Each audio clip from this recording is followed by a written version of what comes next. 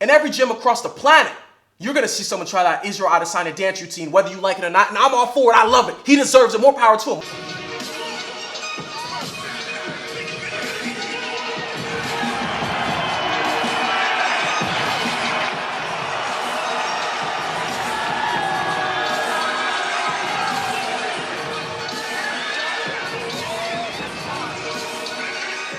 Well, guess what? Y'all complaining? We had to deal with that UFC Unwrapped clip for the past 6 months of Ben Askren getting KO'd by Jorge Masvidal in 5 seconds. So it's time to change the guard.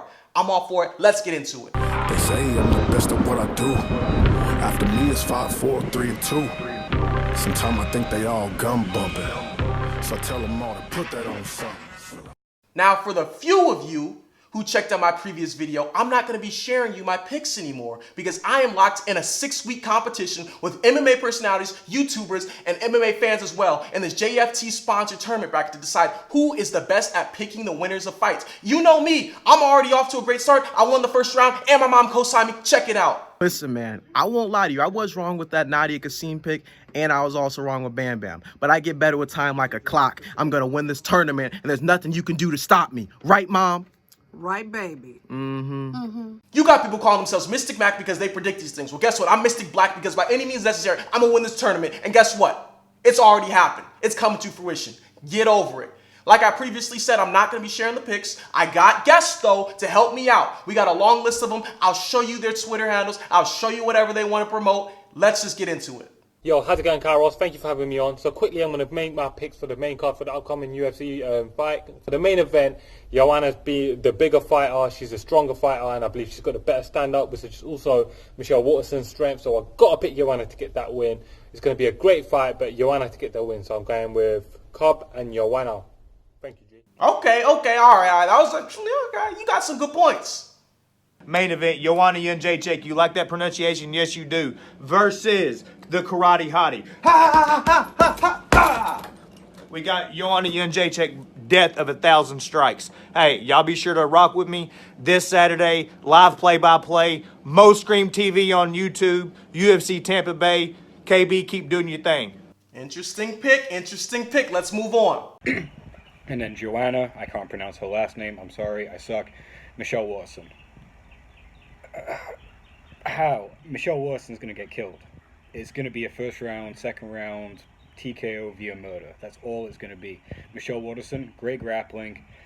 She can submit people, but when was the last time she won that wasn't a decision? Joanna kills people. Gotta give it to her. Yeah.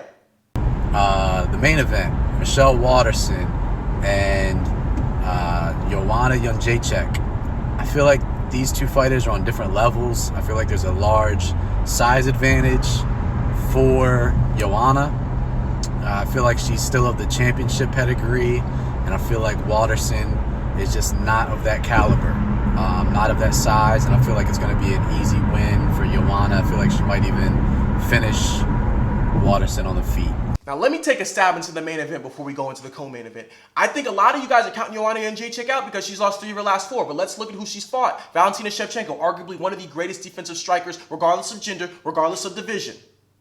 Rose Namajunas, one of the most complete, well-rounded fighters on the entire UFC roster, regardless of gender, regardless of division.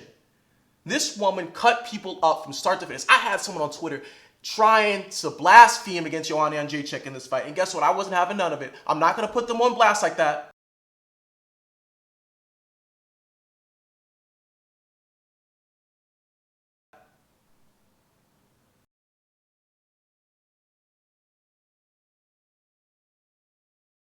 I think a lot of you guys are blaspheming against Joanna Jedrzejczyk just because she lost 3 of her last 4. But let's roll it back. Let's see who she faced. Valentina Shevchenko, arguably one of the greatest defensive strikers, regardless of gender, regardless of division, in the UFC. She went 2 straight fights with Amanda Nunes and arguably won the second fight.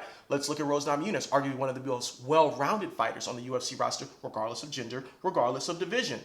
And she took her to a decision in the second fight and scored more strikes, but leg kicks weren't counted as much in her favor, so she lost the fight inevitably. But this is still the woman who defended the title 5 times. And yes, Michelle Waterson is an impressive fighter, incredibly well-rounded, but you forget, she's fighting up 2 weight classes. She won her title in Invicta at atomweight, and she ended up losing it, I think, in the next fight against Erica Tiburcio, who hasn't been doing too well, but I think she had a kid. Anywho, my point still remains the same. Joanna Jedrzejczyk is an incredibly lengthy striker, range style. You thought Israel Adesanya versus Robert Whittaker was bad? Well, this one probably isn't going to get finished in the second round. It's probably going to drag out into the 4th and 5th round, and the ref is probably going to have to stop it because of a TKO. This is not going to be pretty. It's not. Let's roll up everybody else's opinion on Kron Gracie and Cub Swanson. That card, I'm going to go with Cub Swanson to beat Kron Gracie. I believe he's the more well-rounded mixed martial artist.